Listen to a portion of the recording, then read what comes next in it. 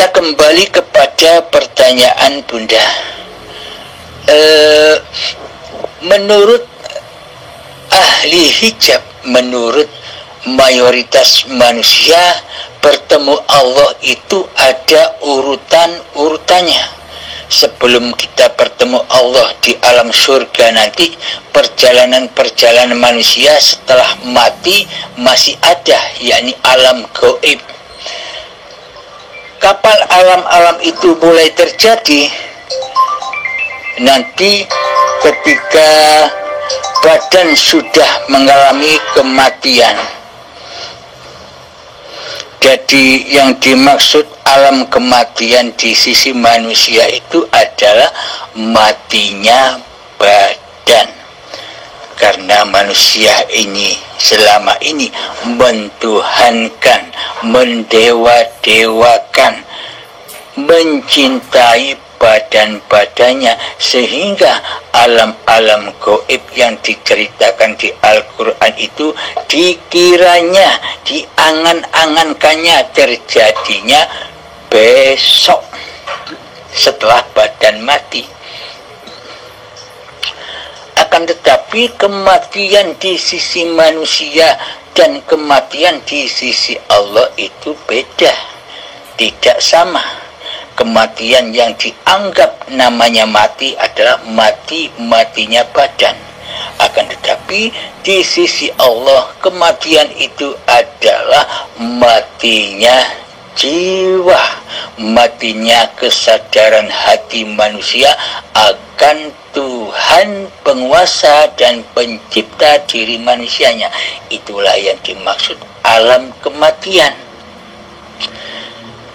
Kullu nafsin dha'iqatul maut. Setiap diri pasti mengalami kematian. Nah, di sisi manusia kematian itu adalah matinya badan-badan ini. Kemudian badan dikubur di tanah. Lah, menurut angan-angan manusia, siksa kubur itu ya disiksa di dalam tanah dohir itu. Seakan-akan mayat setelah ditinggalkan 7 jangkah dari pekuburan itu, malaikat datang untuk menginterogasi sang mayat. Itu angan-angan, ilustrasi gambaran orang-orang syariat, orang-orang yang belum mengenal Allah. Kemudian setelah ada alam kubur, ada siksa kubur. Ya disiksa di kuburan-kuburan dohir yang dari tanah itu. Karena manusia mentuhankan badan-badan ini. Jadi semua cerita itu diaplikasikan, dinisbatkan kepada badan-badannya yang berlaku. Padahal badan tidak berlaku apa-apa.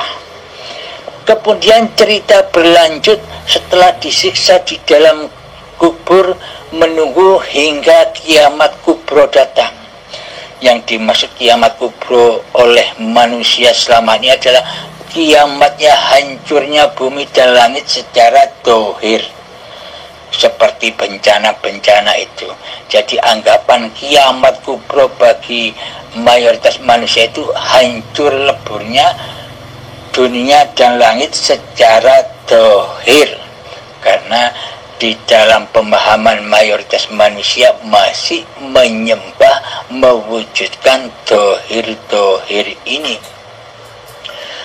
Kemudian setelah hari kiamat dibangkitkan lagi manusia seperti kecambah.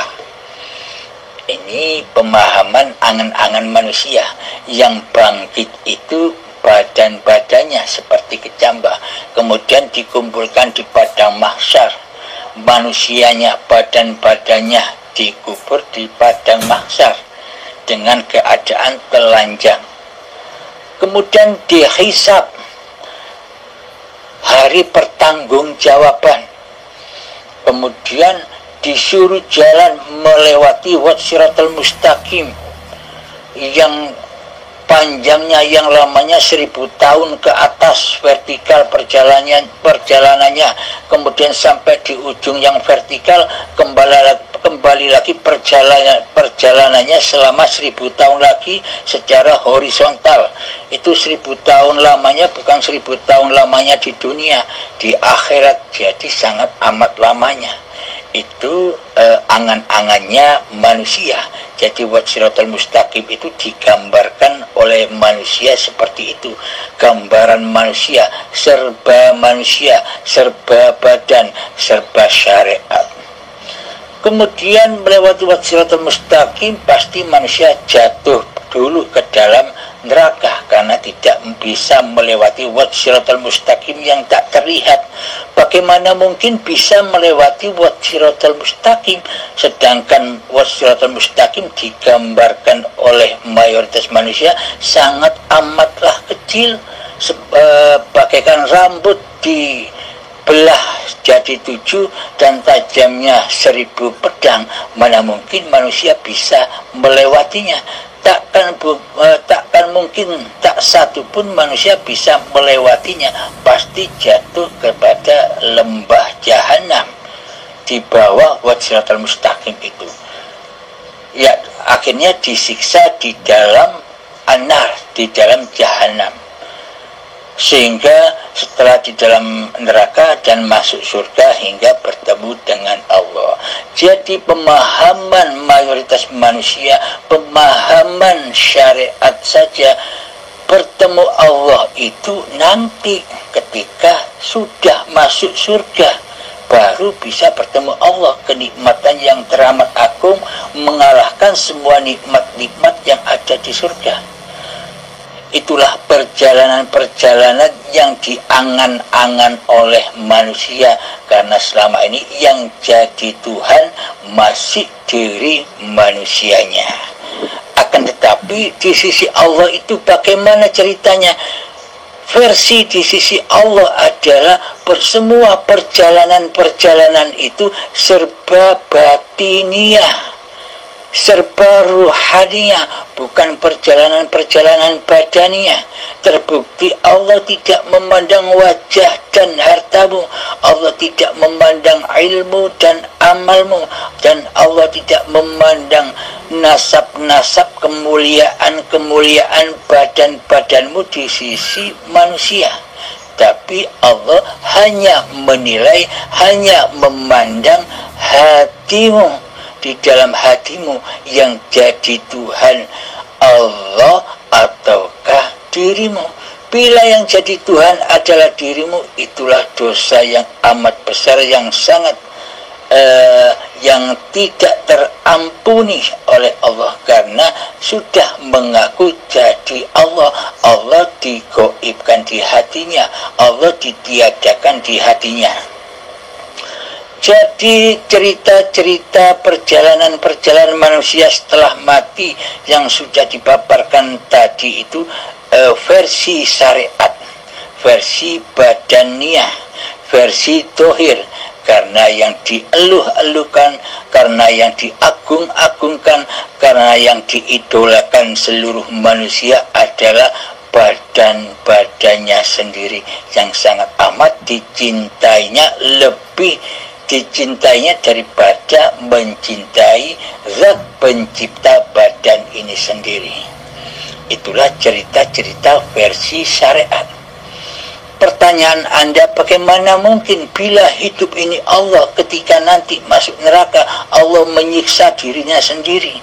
Bila hidup ini Allah, itu kan versi syariat, versi pemahaman manusia yang belum sampai kepada Tuhannya. Jadi perjalanan-perjalanan menurut di sisi Allah, semua perjalanan yang diangan-angankan manusia itu yang katanya nanti, yang sekarang masih gaib bagi manusia, ternyata di sisi Allah sudah nyata sekali. Saat inilah perjalanan-perjalanan itu sudah dimulai, sudah ada, sudah nyata bagi manusia yang sudah mengenal Tuhannya. Mari kita buktikan semua perjalanan itu sudah sangat amat nyatanya di hati kita. Ayo kita jalan-jalan melewati alam-alam yang katanya goib itu, mari kita buktikan kenyataannya.